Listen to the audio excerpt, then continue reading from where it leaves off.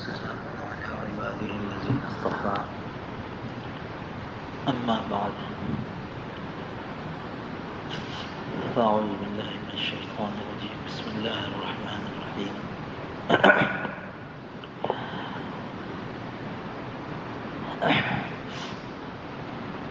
فاستقم كما أمرت ومن تاب معك ولا تطغوا إنه بما تعملون بصير صدق الله مولانا العظيم وصدق رسوله النبي الكريم ونحن على ذلك لمن الشاهدين والشاكرين والحمد لله رب العالمين. آج مولانا نے بہت دنوں کے بعد یہ نظم پڑھی ہے. حضرت رحمۃ اللہ علیہ کے زمانے میں یہ کئی دفعہ پڑھی ہوئی ہے. رنگ لائیں گی کب میری آہیں ہائے.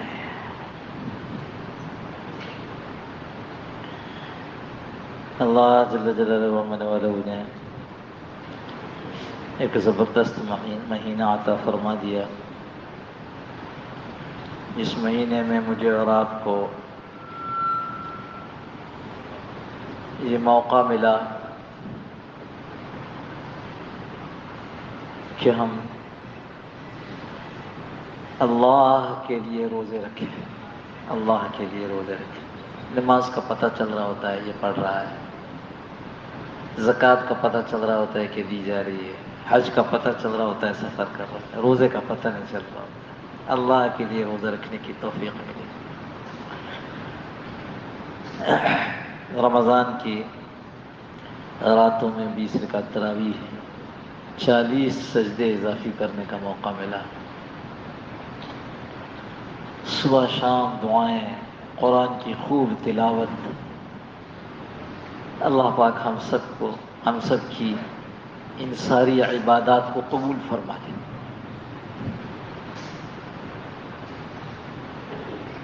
قبولیت ہے تو کام بن رہا ہے, اور قبولیت نہیں ہے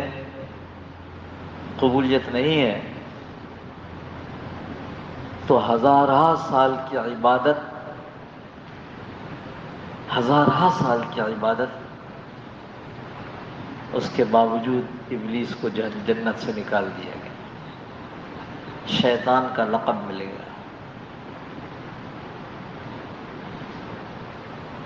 قبولیت اصل ہے. میں نے آپ نے جو کچھ کیا وہ اللہ کی مشیت سے, اللہ کی مرضی سے کیا. اللہ نے توفیق دی تو کیا, لیکن جیسا کرنا چاہیے تھا ایسا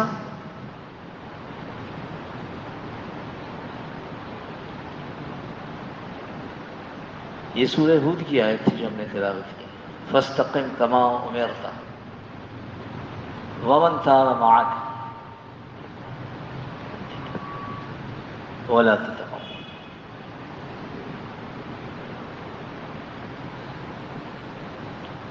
یہ حکم ہو رہا ہے کہ جو ہم نے کہا ہے, جیسا کہا ہے, اس کے اوپر پکے ہو جائیے, جم جائیے. استقامت, سیدھا.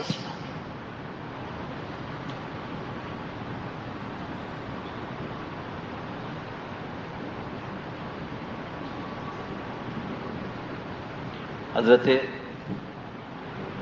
ابو بکر صدیق رضی اللہ تعالیٰ عنہ اور چند اور صحابہ, اے اللہ کے رسول صلی اللہ تعالی علیہ وسلم, آپ کے بالوں میں ہم سفید بال دیکھ رہے ہیں. اللہ کے رسول یہ تو بڑھاپے کے آثار نمایاں ہو رہے ہیں.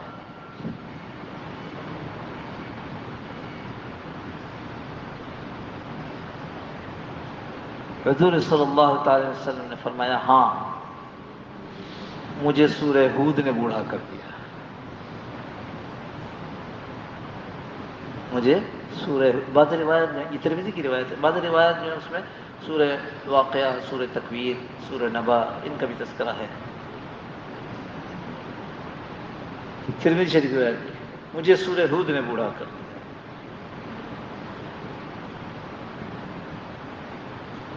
علماء نے لکھا ہے اس کو کہ سورہ ہود میں نوح علیہ السلام کی قوم کے قصے سے لے کر انبیاء کے قصے، انبیاء کی قوم کے قصے موسیٰ علیہ السلام تک، یوں کیا ہم نے، یوں کر دیا ہم نے، یوں کر دیا ہم نے، یوں کر دیا.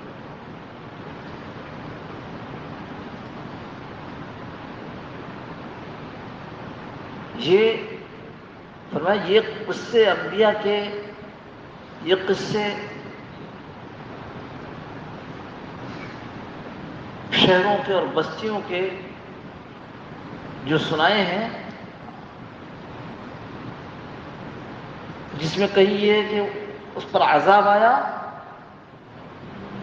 اور اب دیکھو جا کر کھنڈر، اور کئی شہر ایسے جن پر عذاب آیا تو ایسے ہو گئے جیسے کوئی کھیتی کو کاٹنے کے بعد زمین برابر کر دیتا ہے.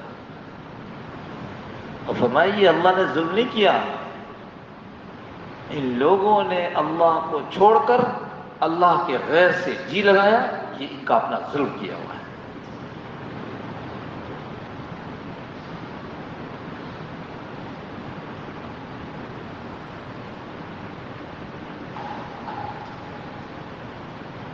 تو حضرت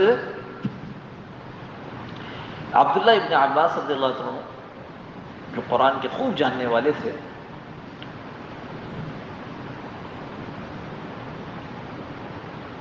انہوں نے فرمایا کہ آن حضرت صلی اللہ تعالی علیہ وسلم کو سورہ ہود نے بوڑھا کر دیا، تو سورہ ہود کی یہ آیات بڑی اہم ہیں جن میں قوموں کے قصے سنائے گئے اور بتایا گیا کہ انہوں نے اپنے اوپر خود کیسا ظلم کیا، لیکن حضور صلی اللہ تعالی علیہ وسلم کو جو بوڑھا کیا ہے وہ اس آیت نے کیا ہے کہ سارے قصے سنانے کے بعد اللہ کے نبی کو کہا جا رہا ہے فاستقم کما امرت، آپ اس پر جم جائیے استقامت کے ساتھ، ایسے سیدھے ہو جائیے جس کا حکم آپ کو دیا گیا.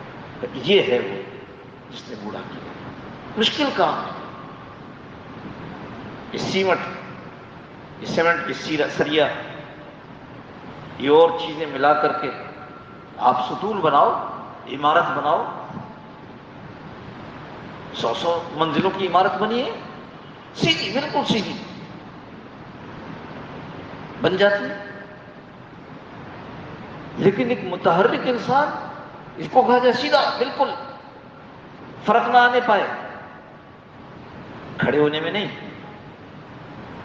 جو عقیدہ تم کو بتایا گیا اس عقیدے میں نہ ادھر جھکنا ہے نہ ادھر جھکنا، جو عبادت بتائی گئی نہ ادھر جھکنا نہ ادھر جھکنا، جو معاملات بتائے گئے نہ ادھر جھکنا، بالکل سیدھا سیدھا.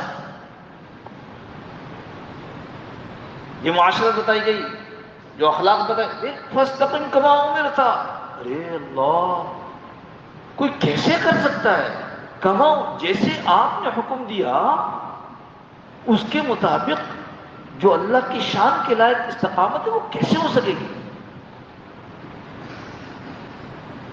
یہ ہے بوڑھا کرنے والی چیز. عقیدہ ہے استقامت کے ساتھ ہونی چاہیے.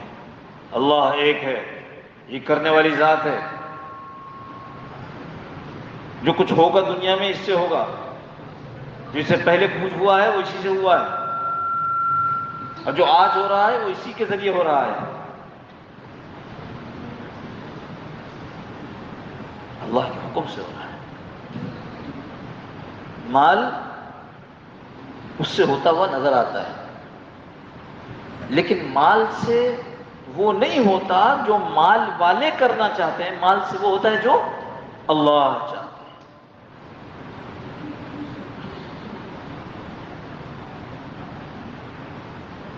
اسلحے سے وہ نہیں ہوتا جو اسلحے والے چاہتے ہیں، اسلحے سے وہ ہوتا ہے جو اللہ چاہتے ہیں. اب یہ جب کسی پریشانی میں آتا ہے تو یہ جب مال کی طرف متوجہ ہوتا ہے، مال والوں کی طرف متوجہ ہوتا ہے، یہ ملک کی طرف متوجہ، منصب کی طرف، عہدوں کی طرف، عہدے والوں کی طرف متوجہ ہوتا ہے. استقامت سے ہٹ رہا ہے، یہ عقیدے کی استقامت سے بہک رہا ہے. بعضوں نے اللہ کے اختیارات کو کم بتانا شروع کر، بعضوں نے عقیدے میں اس طرح کر دیا کہ سب اللہ ہی کرتے ہیں، ہم تو کچھ نہیں کر سکتے، تو جو کچھ ہو رہا ہے وہ اللہ کی طرف سے ہو رہا ہے، ہماری نیکی ہماری گناہ، نعوذ باللہ من ذلک۔ یہ افراط، یہ تفریط، یہ غلو، کبھی اس طرف ہو جانا، کبھی اس طرف ہو جانا، کبھی زیادتی کر دینا، کبھی بالکل ایسے عبادات کے اندر استقامت۔ جی چاہ رہا ہے کہ فلاں لوگ وہ فلاں رات کو فلاں قسم کی نفلیں پڑھتے ہیں، بڑا اچھا ہوتا ہے، بڑا مزہ آتا ہے، لیکن قرآن میں حدیث میں کہیں اس کا تذکرہ نہیں ہے۔ عمومی نفل کا تذکرہ پڑھو، لیکن اس میں مزہ آ رہا ہے، اس کی روشنیوں میں، وہاں کی شیرینی تقسیم ہونے میں بڑا مشکل ہے۔ جتنی عقیدے کی کجروی، گمراہی اور جتنی عملی خرابی ہے، یہ استقامت سے ادھر ادھر ہونے لگتی ہے۔ جو آدمی جم گیا ہے سیدھا، فاستقم کما امرت، جو تم کو کہا گیا بس وہ ہے۔ معاملات ہے، معاملات کیا کرے مولانا، کام نہیں ہوتا، اس کے بغیر کام نہیں چلتا۔ ہاں نہیں بھائی، جو کہا گیا اس کے اوپر جم جاؤ۔ یہ کہا گیا ربا حرام ہے، یمحق اللہ الربا، یہ مونڈ دے گا، مونڈنا سمجھتے ہو نا، جیسے بال مونڈ دیے جائے، اتنا سب نہیں بچتا، یمحق اللہ الربا۔ نہیں مجھے صاحب دیکھو نا، اس کے بغیر کام کیسے چلے گا، اس کا کوئی آلٹرنیٹ تو ہونا چاہیے۔ سبحان اللہ، واہ واہ واہ۔ وہ سود جس کے بارے میں کہا جا رہا ہے کہ اس کا سب سے کم درجہ یہ اپنی ماں کے ساتھ زنا کرنا، نعوذ باللہ من ذلک، کہنا بھی عجیب لگتا ہے، اس کا آلٹرنیٹ تلاش کر، اس کا متبادل تلاش کر۔ ایسے جیسے کوئی کہے کہ بھائی زنا کا کوئی آلٹرنیٹ، کوئی متبادل بتا دو نا، وہ کہ شادی، کہ نہیں شادی نہیں، شادی تو پھر شادی ہے، نہیں ایسا جس میں نکاح بھی نہ کرنا پڑے اور شہوت بھی پوری ہو جائے۔ سبحان اللہ، کیا متبادل تلاش کر، سود کا متبادل۔ اللہ نے تجارت دی، خود کا یمحق اللہ الربا ویربی الصدقات، صدقات، اس کے بعد پھر دوسری جگہ پر احل اللہ البیع وحرم الربا، ربا کے مقابلے پہ بتائے نا بیع جرد کرو۔ یہاں استقامت پتہ چل جاتا ہے آدمی استقامت میں ایسی ڈھونگ بنا ہوا ہے۔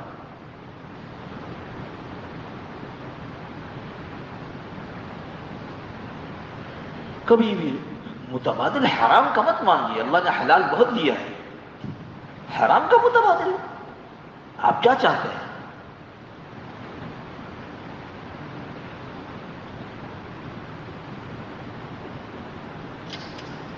خیر موضوع دراصل نازک بھی ہے، اس لیے اتنا عرض کر کے آگے چلتے ہیں۔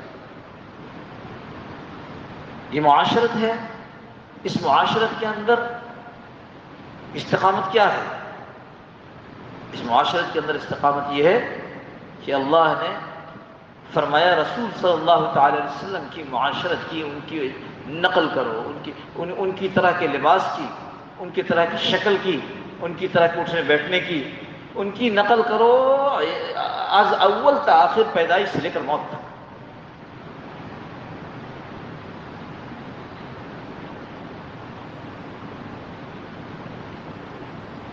ایک صحابی رضی اللہ تعالیٰ عنہ کے ایک بال تھا یہاں پر داڑھی کی جگہ، بیٹھے سامنے نبی صلی اللہ علیہ وسلم کے، نبی صلی اللہ تعالیٰ علیہ وسلم دیکھ کر مسکرانے لگے۔ بیٹھے تھے مجلس میں، پھر ان پر نگاہ پڑی، پھر مسکرائے۔ وہ بیچارے کسی وجہ سے سمجھ نہ سکے، گئے اور باہر جا کر اس کو کاٹ کر پھر آ گئے۔ آپ صلی اللہ علیہ وسلم نے منہ پھیر لیا، یہ کیا؟ اللہ کے رسول یہ کیا ہوا؟ میں تو سمجھو کہ آپ میری داڑھی کے اس بال کو دیکھ کر اس لیے مسکرا رہے ہیں کہ یہ عجیب لگ رہا ہے، اس کو میں نے کاٹ دیا، اب آپ نے منہ پھیر لیا۔ کہا میں تو یہ دیکھ کر مسکرا رہا تھا کہ تمہاری داڑھی کا وہ اکیلا بال، اس سے فرشتے کھیل رہے ہیں۔ آپ بتاؤ کتنوں کو استقامت ہے؟ مجھے خوب یاد ہے ہمارے تیرہویں کا زمانہ تھا، کراچی یونیورسٹی میں ہمارے ایک دوست ہم سے کہنے لگے بھائی آپ کی داڑھی یہاں سے آ رہی ہے قلموں کے پاس سے اور نیچے سے آ رہی ہے، آپ اس کو ذرا کاٹ دینا تاکہ برابر آ جائے۔ مشکل وقت تھا، لیکن اللہ کا شکر ہے یہ ان ماحولوں نے استقامت عطا فرمائی، ورنہ فوراً پھسل جاتے ہیں۔ حضرت شیخ الحدیث رحمۃ اللہ علیہ کا میں نے کئی دفعہ سنا ہے، وہ شعر پڑھا کرتے تھے، جب اس طرح کبھی چاروں طرف سے یلغار ہو جائے باطل کی اور دل ڈولنے لگے، یا اللہ میں کیسے اس جگہ پر اپنے آپ کو جما سکوں، تو حضرت شیخ الحدیث رحمۃ اللہ نے ایک شعر لکھا ہے اپنے فضائل صدقات میں، لوگ سمجھیں مجھے محروم وقار و تمکین، وقار نہیں ہے اس کے اندر، کیا کہتے ہیں اس کو انگلش میں، ڈگنیٹی نہیں ہے، عجیب باولا لگتا ہے، تمکنت نہیں ہے۔ لوگ سمجھیں مجھے محروم وقار و تمکین، وہ نہ سمجھیں کہ میری بزم کے قابل نہ رہا۔ اللہ اپنے بزم سے نکالنے کا فیصلہ نہ فرماتے۔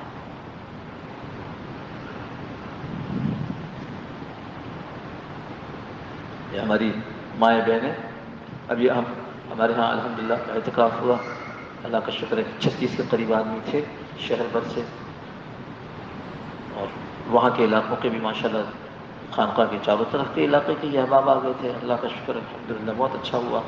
اس میں عصر کی نماز کے بعد ہم سیرت کا بیان کرتے تھے، تو سیرت کے بیان میں ایک واقعہ آ گیا، اب اس حوالے سے سنا دوں جو حوالہ میں اب یہ بات کر رہے ہیں معاشرے۔ حضور صلی اللہ تعالی وسلم پر پہلی وحی آ گئی، اقرأ بسم ربک الذی خلق۔ آپ صلی اللہ علیہ وسلم کو حضرت خدیجہ لے کر چلی گئی، پتہ ہو گیا آج ہی آپ اللہ کے بھیجے ہوئے نبی ہیں، اور پھر وہی بند ہو گئی۔ ایک دن نہیں، آج اللہ نے اپنا فرستادہ بنایا، آگے کچھ فرمائیے کیا کرنا ہے، خاموشی۔ 2 دن نہیں، 3 دن نہیں، 3 سال، 3 سال کوئی بات نہیں۔ خود فرماتے ہیں کبھی جی چاہتا کہ پہاڑ پر جا کر اپنے آپ کو نیچے گرا دیں، اور جب ایسا موقع آتا تو سامنے جبریل آتے تسلی دیتے، آپ اللہ کے نبی ہیں، آپ اللہ کے نبی ہیں صلی اللہ تعالی علیہ وسلم۔ ایک دن حضرت خدیجہ رضی اللہ عنہ فرمانے لگیں اب جب جبریل آپ کو نظر آئے تو آپ مجھے بتائیے گا، یہ اپنی ماؤں بہنوں کے لیے قصہ سنا رہا ہوں، مجھے بتائیے گا۔ حضرت جبریل صاحب نظر آئے، حضور صلی اللہ علیہ وسلم نے ارشاد فرمایا خدیجہ جبریل، کہا اللہ کے رسول آپ میرے قریب آ جائیے، آپ میرے قریب آ جائیے، ان کو قریب کر دیا، اور جب وہ قریب ہو گئے تو حضرت خدیجہ رضی اللہ عنہا نے اپنے سر سے دوپٹہ اتار دیا۔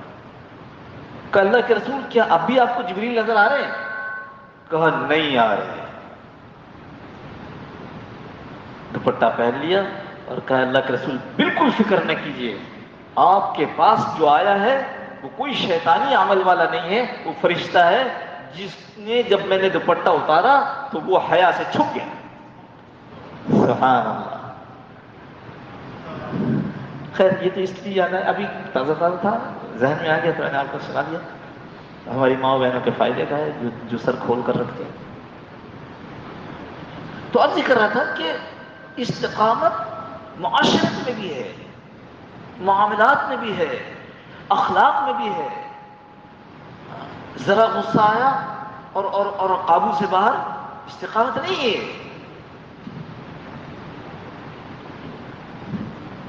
استقامت عقائد میں بھی ہے۔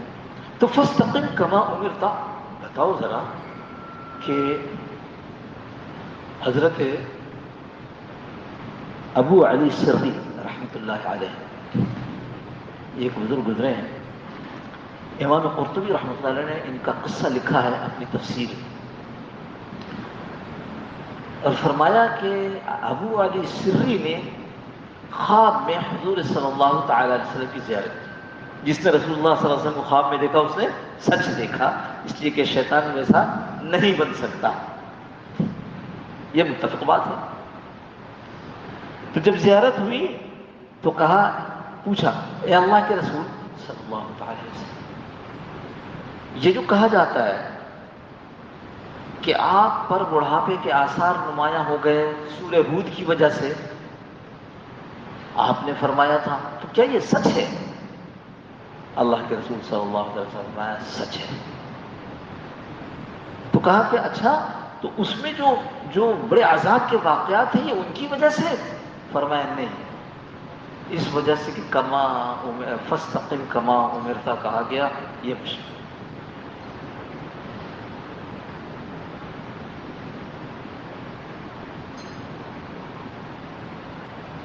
حضرت عبداللہ ابن عباس رضی اللہ عنہ کے پاس ایک آدمی آیا، بلکہ اس سے پہلے حضور صلی اللہ تعالی علیہ وسلم کے پاس ایک صحابی حضرت سفیان بن عبداللہ ثقفی حاضر خدمت ہوئے، اے اللہ کے رسول، کوئی اسلام کی ایسی کوئی جامع بات بتلا دیجئے کہ اس کے بعد آپ کے بعد جب مجھے وہ معلوم ہو جائے تو آپ کے بعد مجھے کسی سے کچھ پوچھنا نہیں پڑے، بس وہ میرے لیے کافی ہو جائے۔ حضور صلی اللہ تعالی وسلم نے ارشاد فرمایا، قل آمنت باللہ، آمنت باللہ۔ اچھا، ہم جب کہتے ہیں قل، تم کہتے پڑھو، ہم کہتے کہو، سیدھی سیدھی بات ہے۔ یہاں پر قل، اس کو کہہ لو، اس کا اقرار کر لو، اس کو مان لو۔ کیا؟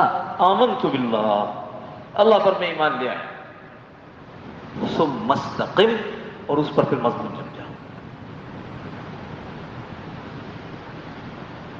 ایک جملے کی نصیحت ہے، لیکن نصیحت زبردست ہے، اس لیے کہ استقامت بہت وسیع چیز ہے، بہت وسیع مفہوم ہے۔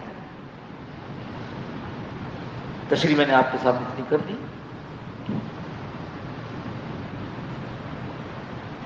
قل آمنت باللہ ثم استقم۔ اور حضرت عبداللہ ابن عباس کی جو میں بات بتا رہا تھا، یہ یاد آ گئی تھی، ان سے بھی کسی نے کہا کہ حضرت کوئی نصیحت فرما دیجیے۔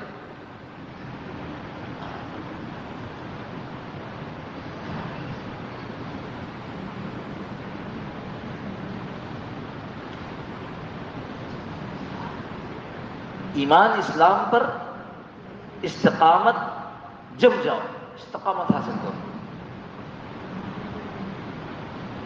اور ساتھ اتباع کرو، نئی باتیں مت ڈھونڈو چیزوں میں،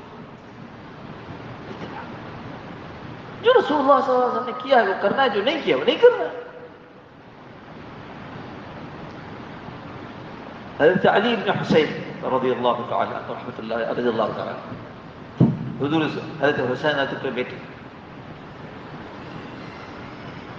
صحابی نہیں تھے، تابعی تھے، تابعی تھے، جن کو امام زین العابدین بھی کہا جاتا ہے۔ اپنے بچے سے کہا، بیٹا ایک بات مجھے تنگ کر رہی ہے، پریشان کر رہی ہے۔ جب ہم فراغت کے لیے باہر نکلتے ہیں، اب تو زمانے میں WC اور کموڈ اور یہ سب چیزیں، تو پہلا زمانہ تھا، اور ابھی بھی کہیں کہیں گاؤں میں گوٹھوں میں کہیں باہر جا کر کے میدانوں میں فارغ ہونا پڑتا ہے، کھیتوں میں فارغ ہونا پڑتا ہے۔ کہ جب ہم فراغت کے لیے باہر نکلتے ہیں تو ہم دیکھتے ہیں کہ ہمارے اطراف میں مکھیاں بھی ہوتی ہیں، وہ غلاظت پر بھی بیٹھتی ہیں، پھر وہ ہمارے کپڑے پر بھی بیٹھ جاتی ہیں۔ تو مجھے بات تنگ کر رہی ہے، تو کپڑے ناپاک ہو جاتے ہوں گے، گندے ہو جاتے ہوں گے، تو میرے لیے کوئی ایک چادر یا ایک کپڑا ایسا بنا دو جو میں صرف فراغت کے لیے استعمال کیا کروں، جو فارغ ہونے جاؤں تو وہ استعمال کیا کروں۔ بیٹا کہنے لگا، ابا جی حضرت صلی اللہ تعالی علیہ وسلم نے تو ایسا کوئی کپڑا نہیں رکھا اپنے لیے. جیسے ہی بیٹے کی زبان سے کہا ہاں بالکل ٹھیک، بس جیسے رسول صلی اللہ علیہ وسلم نے کہا ہم ویسے ہی کریں گے. استقامت اپنی خواہش سے، اپنی سوچ سے، اپنی طبیعت سے کوئی چیزیں نکال کے اور پھر اس کو سمجھنا کہ میں دین چل رہا ہوں، دین پر چل رہا ہوں.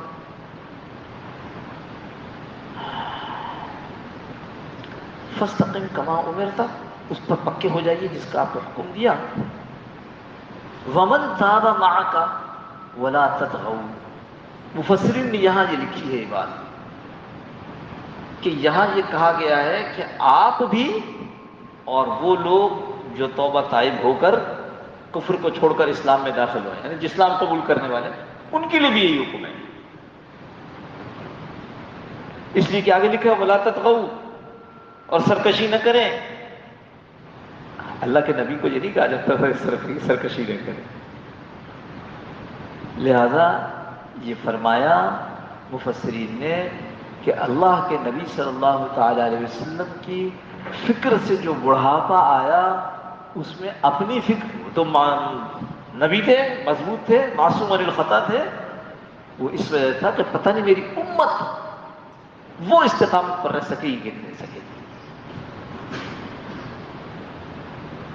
کتنا بڑا زبردست مہینہ ملا،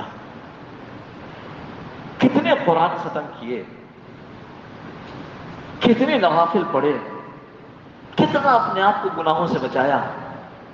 اب کیا مطالبہ ہے؟ فاستقم. اب رمضان ختم ہو گیا، اس کا مطلب یہ نہیں کہ اب وہ سب چھوٹ گئے. ہاں، چیزوں پر استقامت اختیار کرو. ہم یہ نہیں کہہ رہے کہ اگر روزانہ 10 پارے پڑھ لیتے تھے چونکہ کوئی اور کام نہیں رکھا تھا تو اب یہی کرو، نہ. تلاوت یہ مستقل مزاجی کے ساتھ ہوتی رہے. روزے یہ مستقل مزاجی کے ساتھ ہوتے رہے. 30 جمعرات کا روزہ ہے، کوشش کیجیے. ابھی تو چونکہ ابھی بھی رمضان ختم ہوا ہے اس لیے طبیعت میں آمادگی بھی ہے. ایام بیچ کے روزے ہیں، رکھیے. ابھی رمضان ختم ہوا ہے، طبیعت اس پر مائل بھی ہے.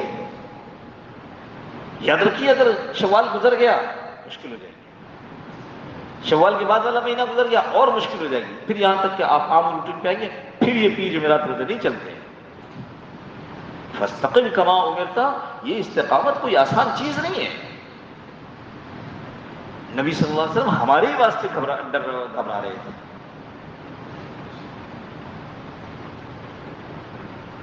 ابھی شرف آباد میں مجلس جو ہوتی ہے عصر سے مغرب، تو نماز پڑھ کے نکلا میں عصر شرف آباد میں، تو ساتھی ساتھ ہو گئے، انہوں نے ایک سوال کر دیا تو پھر مجلس میں ہم نے اس کا جواب دے دیا. اسی سے مطلب کہ ہم تو راتوں کو مانگنے کا اہتمام کر لیتے تھے.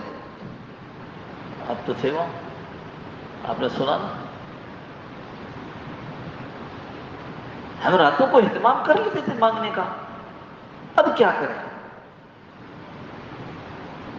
تہجد، اس کے فوراً بعد فجر، تو مانگنے کا اہتمام ہو جاتا تھا. اب کیا کریں؟ اگر ہم تہجد میں اٹھتے ہیں تو فجر تک تو بڑا لمبا ٹائم. تو کہہ رہنمائی ہماری بھی مشکل یہی ہے نا، ہم پہ دوہرا حساب ہے یا رب، ہم پہ دوہرا حساب ہے یا رب، کہ صرف بولنا ہی نہیں سوچنا بھی ہے. حضرت نے ایک ذمہ داری لگائی ہے، حضرت نے ایک منصب ایسا اوپر ڈال دیا کہ ہمیں صرف ترغیب نہیں دینی ہے نا، تبلیغ والوں کو ترغیب دینی، ترغیب دو بس کرو. یہ ہمیں تو ترکیبیں بھی بتانی کہ جو ترغیب آپ نے دی ہے اس کو کرے کیسے. خانقاہوں میں جو فائدہ ہے وہ یہ ہے کہ دین پہ چلاؤ، دین کو بتاؤ بھی اور دین پر چلاؤ بھی. تو خیر عرض کیا کہ یہ جو آپ کا سوال ہے کہ کیا تہجد میں اٹھ کر فجر تک عبادت کر کے فجر کے بعد سو جاؤں، یا فجر میں اٹھ کر پھر اشراق تک عبادت کروں، اشراق پڑھ کر کے اپنے کاموں میں لگوں. تو ان کو سمجھایا. ابھی تازہ یاد آ گئی تو کوئی سوچ کر تو تقریر ہوتی نہیں ہے. یہاں تو آ کر کے آپ حضرات سے باتیں کرتے ہیں. یہ موضوع ہم نے اپنے جمعے میں چھیڑا تھا لیکن ہم نہیں کر سکے اسے، تو کہیں سے کہیں نکل گئے. اور صبح بھی وہاں گڈاب والی مجلس میں یہ آیت پڑھ کر کے بات شروع کی تھی لیکن نہیں ہو سکی. آپ حضرات کی برکت سے بات یہاں پوری ہو رہی ہے. یہ سمجھایا کہ پہلا مسئلہ آپ کا نہ تہجد ہے اور نہ اشراق ہے. پہلا مسئلہ آپ کا یہ ہے کہ آپ اپنے سونے کا وقت قابو کریں، عشاء کے فوراً بعد سونے کی ہمت کریں. پہلا مسئلہ جڑ کو پکڑو. جب آپ کا اول وقت میں سونا قابو آ جائے گا آپ کے آگے کے مسئلے حل ہوں گے. پہلی کوشش یہ ہوگی. حضور صلی اللہ تعالی وسلم کا زمانہ بلکہ اس سے قبل جاہلیت کا زمانہ ایک چیز کہی جاتی تھی ثمرنا. سا میم سا، یہ جس کو اردو میں سے کہتے ہیں، سے میم رے نون الف، سا میم را نون الف، ثمرنا.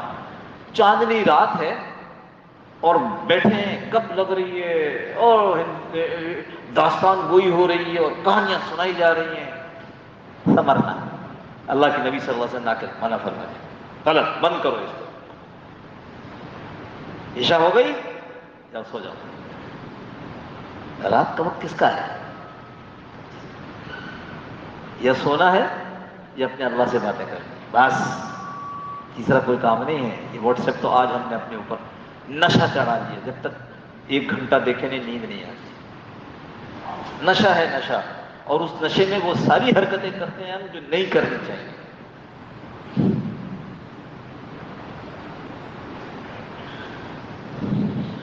تو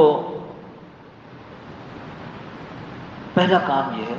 ہاں، حضور صلی اللہ تعالی وسلم کبھی کبھی عشاء کے بعد بیٹھتے، لیکن وہ بیٹھتے حضرت ابوبکر رضی اللہ عنہ اور حضرت عمر رضی اللہ عنہ کے ساتھ مشورے کی خاطر، جس پر علماء نے یہ کہا کہ اس کا مطلب یہ ہوا کہ اللہ کے نبی صلی اللہ تعالی وسلم نے ثمرنا اور دوسری قسم کی چیزوں سے جو منع کیا ہے اس میں پیچھے ایک حکمت یہ بھی ہے کہ جب بندہ سونے لگے تو سونے سے پہلے اس کا آخری عمل اللہ کی عبادت ہے.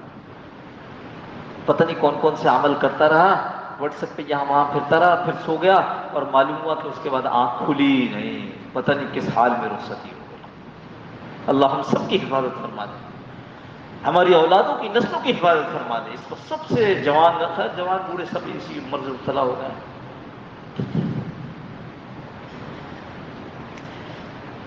تو اس واسطے پہلی کوشش یہ کی جائے کہ جلدی سونے کی عادت ڈالی جائے. مشکل بہت ہے، لیکن اگر معرفت الہی، اللہ کی معرفت، اللہ کی پہچان، اللہ کی محبت حاصل کرنا ہے تو پھر یہ کام تو کرنے پڑیں گے.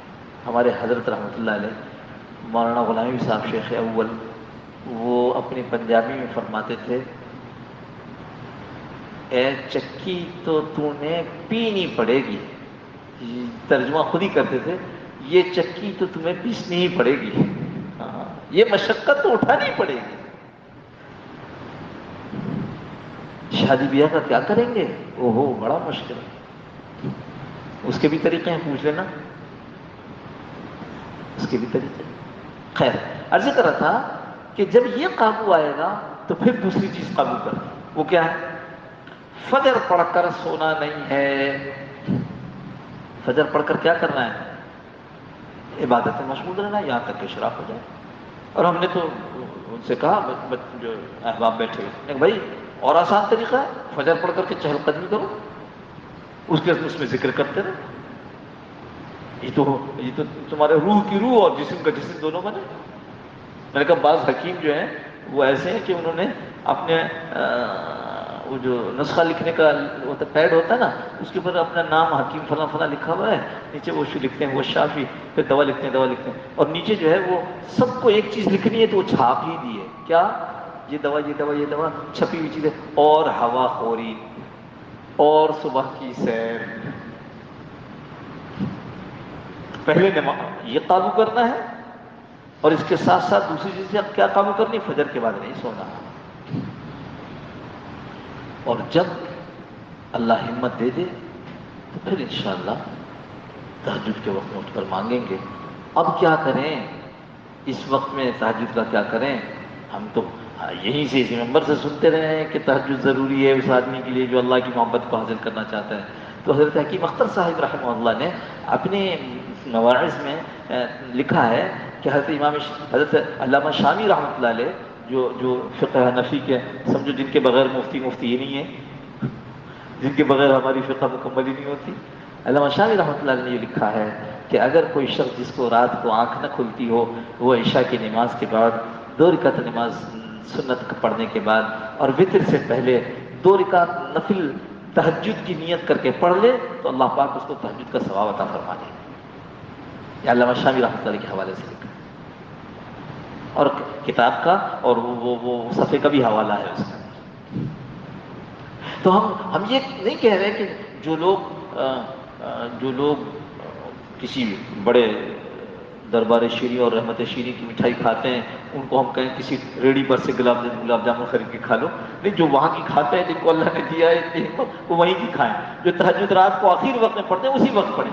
یہ تو ان کے لیے جو بیچارے نہیں کر سکتے، جو کوشش کر رہے ہیں کہ کیسے میں بھی اس راستے پر چل پڑوں۔ تو یہ رمضان کا مہینہ گزرا ہے، مشکل نہیں ہے، تھوڑی تھوڑی چیزوں کو قابو رکھیے، یہ انشاءاللہ آگے بڑھائے گی۔ یہ جو فاستقم کما امرت ومن تاب معک ولا تطغوا، یہ جو ہم ادھر ادھر ہو جائیں گے خدا نخواستہ، یہ ہمارے لیے خطرناک ہے۔ یہ ایسے ہے جیسے ہم اللہ سے سرکشی کر رہے ہیں، جس نے اتنا پیارا مہینہ اپنے فضل سے دیا تھا۔ ہم میں سے کس کے اندر یہ ہمت تھی کہ اس مہینے تک پہنچ سکتا اگر اللہ نہ چاہتا؟ اللہ نے اپنے فضل سے دیا تھا، یہ سارے کام ہم نے کیے، اللہ ہمیں ان کاموں کے اوپر استقامت نصیب فرما دے۔ اللہم صلی علی سیدنا مولانا محمد النبی الأمی وعلی آلہ وسلم تسلیما کثیرا کثیرا۔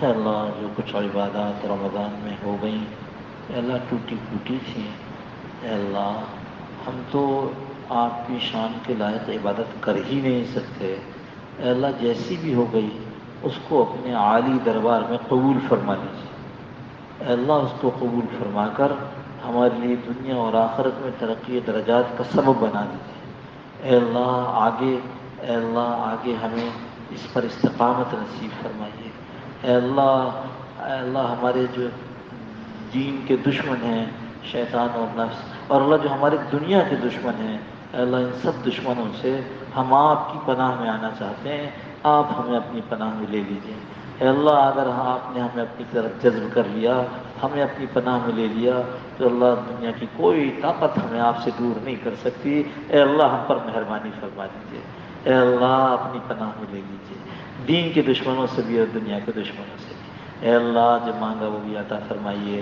اے اللہ جو مانگنا چاہیے تھا نہ مانگ سکے کسی وجہ سے، اے اللہ ہمارے فائدے کی ضرورت کی ہے کہ مانگے نصیب فرما دیجیے، اے اللہ اپنے فضل سے استقامت والے گروہ میں ہمارا حشر فرمائیے، وصلی اللہ تعالی علی خیر خلقہ محمد وعلی آلہ وصحبہ اجمعین برحمتک یا ارحم۔ جزاک اللہ خیر، السلام علیکم۔